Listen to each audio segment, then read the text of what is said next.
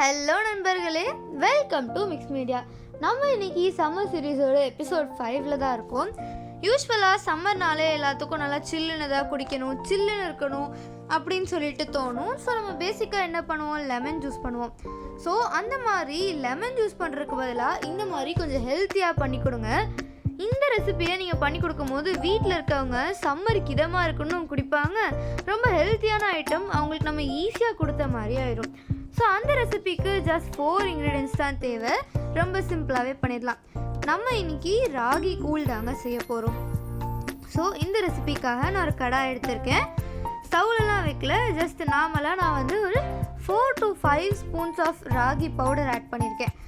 ராகி நல்லா அரைச்சி வச்சுருக்கேன், அந்த பவுடர் தான். ஸோ அந்த பவுடர் கூட 2 glasses ஆஃப் வாட்டர் ஆட் பண்ணி நான் நல்லா கரைச்சி வச்சுக்கிறேன். நல்லா தோசை பேட்டர் கன்சிஸ்டன்சியில் இருக்கணும்.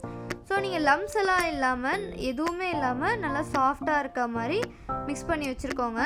லம்ஸ் எல்லாத்தையுமே ஸ்மாஷ் பண்ணி விட்டுருங்க. ஸோ இது கூட நம்ம தேவையான அளவு சால்ட் ஆட் பண்ணிக்க போகிறோம். நான் டேபிள் சால்ட் தான் 1 டீஸ்பூன் சால்ட் ஆட் பண்ணியிருக்கேன். ஸோ அந்த சால்ட்டையுமே ஆட் பண்ணி நல்லா மிக்ஸ் பண்ணி விட்டுருங்க. ஸ்டார்டிங்கில் பார்க்கும்போது பவுடர் மிக்ஸ் ஆகாத மாதிரி தான் தெரியும். பட் நம்ம ஸ்லோவாக மிக்ஸ் பண்ண பவுடரும் நல்லா கரைஞ்சிரும். கூடவே இன்னும் கொஞ்சம் தண்ணி ஆட் பண்ணிக்கலாம். இந்த மாதிரி கன்சிஸ்டன்சியில் இருக்கும் போது நம்ம ஃப்ளேமில் வச்சுக்கலாம். ஸோ இந்த பேட்டரை நம்ம ஃப்ளேமில் வச்சு ஒரு 8 to 10 minutes நல்லா மிக்ஸ் பண்ணி விட்டுட்டே இருக்க போகிறோம். இல்லைனா கட்டி சேர்ந்துடும். இந்த மாதிரி நல்லா மிக்ஸ் பண்ணிகிட்டே இருக்கும் போது நல்லா ஒரு திக் கன்சிஸ்டன்சிக்கு வரும். அப்போ நீங்கள் ராகி களியாக சாப்பிட்லாம். இல்லைன்னா நீங்கள் தயிர் கூட கரைச்சி ராகி கூழாகவும் குடிக்கலாம்.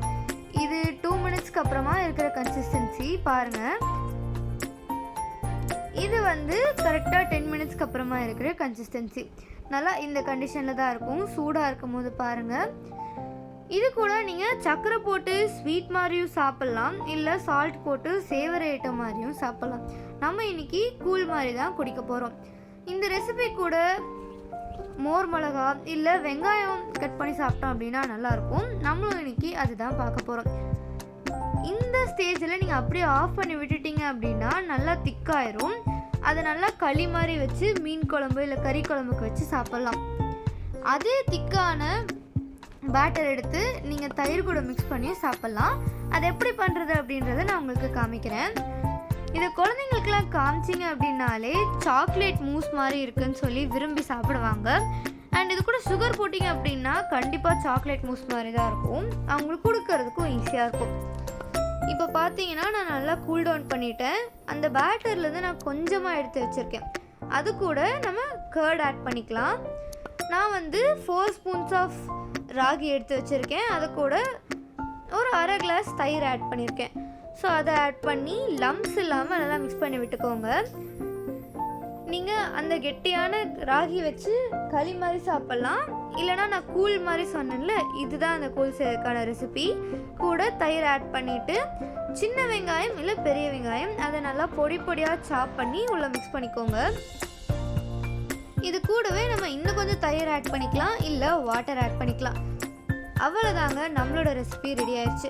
இதை நல்லா ஒரு பெரிய டம்ளரில் ஊற்றி குழந்தைங்களுக்குன்னு பெரியவங்களுக்கும் சம்மர் சீசனில் சர்வ் பண்ணிங்க அப்படின்னா கண்ணை மூடிட்டு குடிச்சிருவாங்க. பயங்கர ஹெல்த்தியான ரெசிபி, இன்ஸ்டண்ட்டாக பண்ணிடலாம்.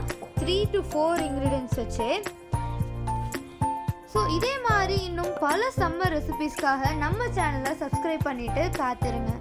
இந்த மாதிரியான சம்மர் டைமில் இந்த மாதிரியான ரெசிபிஸ்க்காக நம்ம சேனலோட நோட்டிஃபிகேஷன்ஸ்க்காக பெல் பட்டனை ப்ரெஸ் பண்ணிட்டும் காத்துருங்க. டாட்டா, பாய் பாய்.